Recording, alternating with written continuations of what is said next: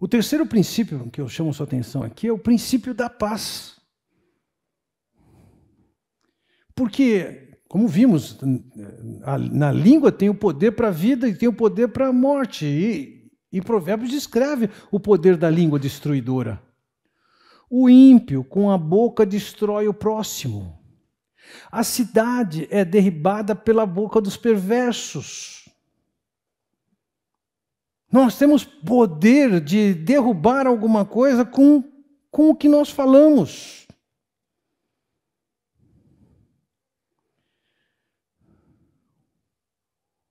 E a mesma coisa vale para aquilo que a gente é capaz de falar de outras pessoas. Que imagem que nós estamos passando? Que contribuição nós estamos dando? Eu vi uma história nesses dias. Vamos lá. 3 domingos atrás, nós estávamos num grupo de amigos e um dos presentes começou a descrever, fazer uma crítica objetiva a uma pessoa que não estava presente. E na hora eu disse para ele, para de falar isso.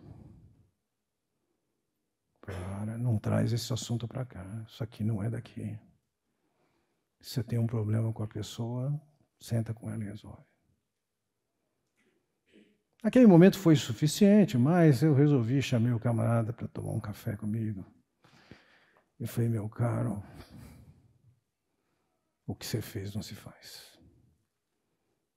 Você é meu amigo mais do que o outro. Mas o que você fez não se faz. Você não tem o direito de falar o que você falou do outro, exaltando ou destacando alguma coisa de errado que ele fez. Eu não estou nem discutindo se ele estava certo ou errado. Esse não é um assunto para você tratar com outras pessoas além dele.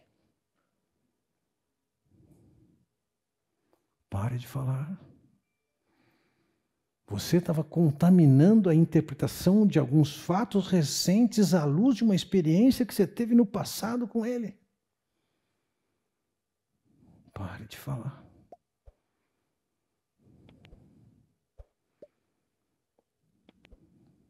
Por outro lado, veja que ele vai dizer que a língua ela tem um poder de dar vida. E aí uma série de versículos em Provérbios que vão dizer isso. A língua serena é árvore de vida. A língua dos sábios é medicina. Os lábios dos justos alimentam a muitos. Então você percebe, das colocações que ele faz aqui, a língua serena, ela é capaz de transmitir vida. Ou então, a língua usada com sabedoria, ela é um remédio. E por fim ele diz, os lábios dos justos alimentam a muitos. Então eu posso com a língua destruir, e eu posso com a língua curar, nutrir.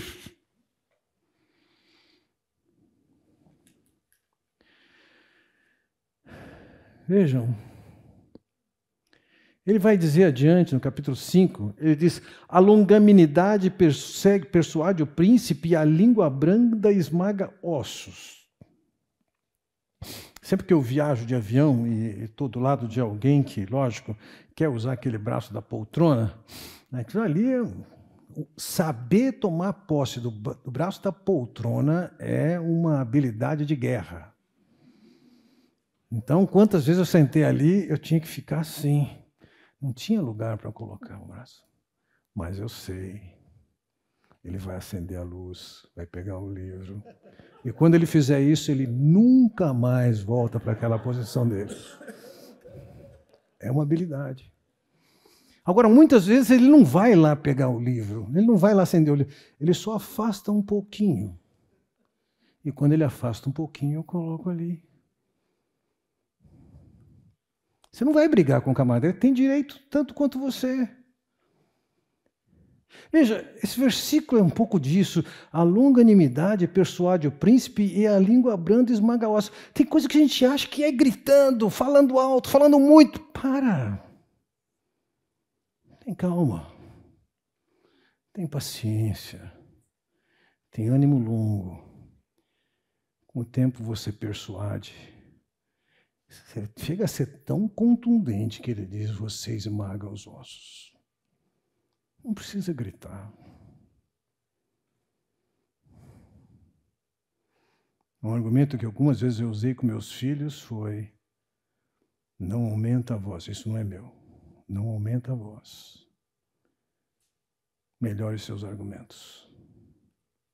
Não aumenta a voz. Melhore seus argumentos. Não é no grito, não é no muito falar, que você vai persuadir e que você vai ser contundente. É com longanimidade e é com brandura. Então nós vimos ali que a língua ela tem o poder de alimentar e ele diz então também no 31, a boca do justo produz sabedoria. Ou a doçura no falar aumenta o saber. O projeto de Deus para o uso da língua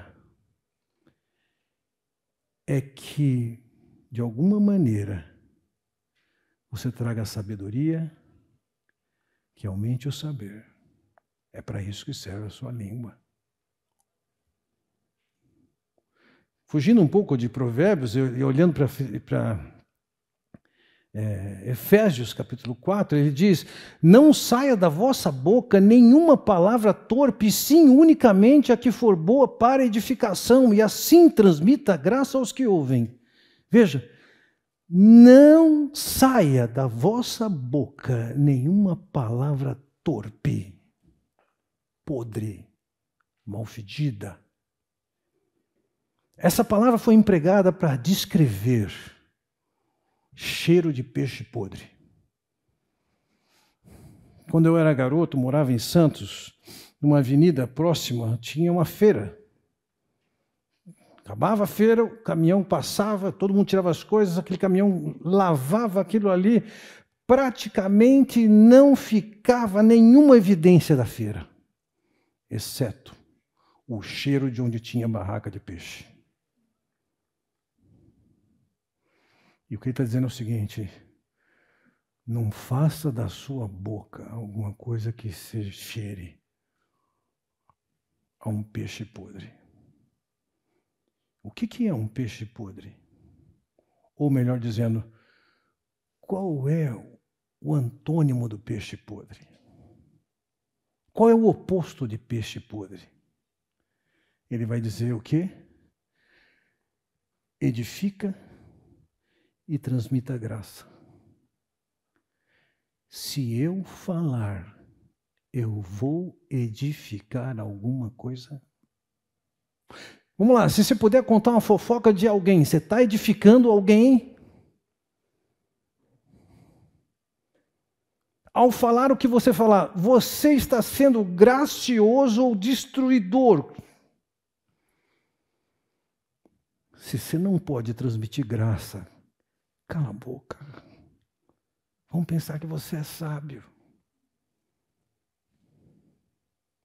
Se abrir a boca, vai edificar alguma coisa?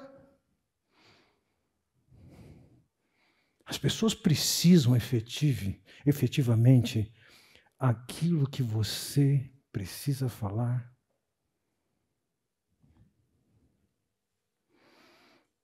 Veja, encerrando esse modo aqui, veja que ele diz, na escala de valores de Deus, como é que é a coisa?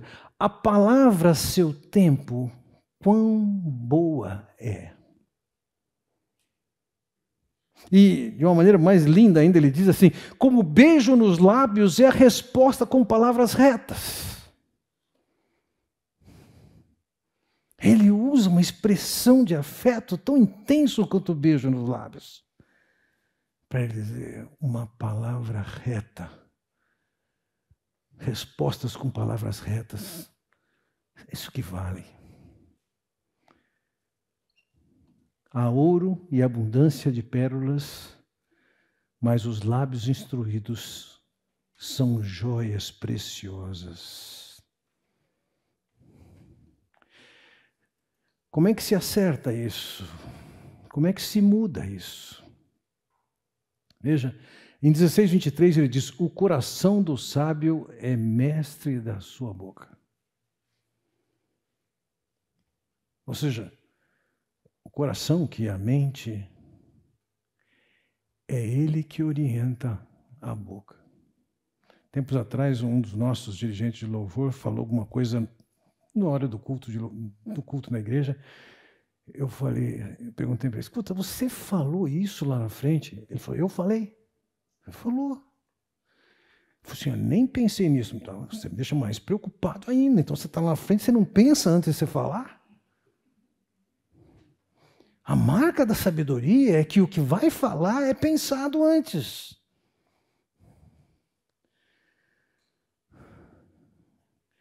É a mente que domina a boca, não é a boca que traz a mente.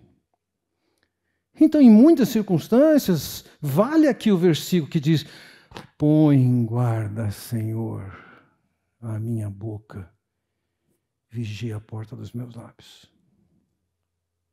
Esse é um bom versículo para decorar. E é um bom versículo para recitar.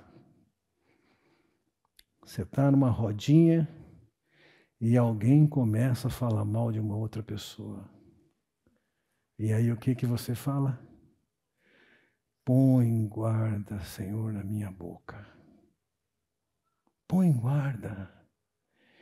Vigia a porta dos meus lábios. Então, ao invés de você entrar naquele jogo de retaliação, de ficar falando mal de alguém, você vai transformar isso numa oração. Senhor, me ajuda a controlar minha boca.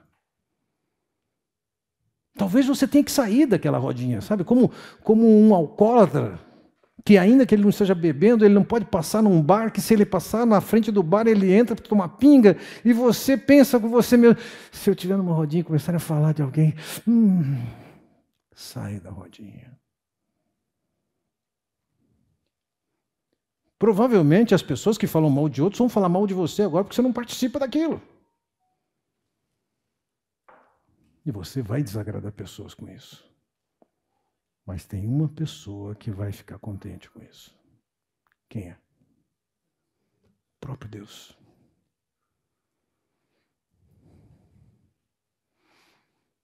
Fala muito. Põe em guarda, Senhor, a minha boca. Vigia a porta dos meus lábios. Tenho vontade de falar da vida dos outros. Põe em guarda, Senhor, a minha boca. Vigia a porta dos meus lábios.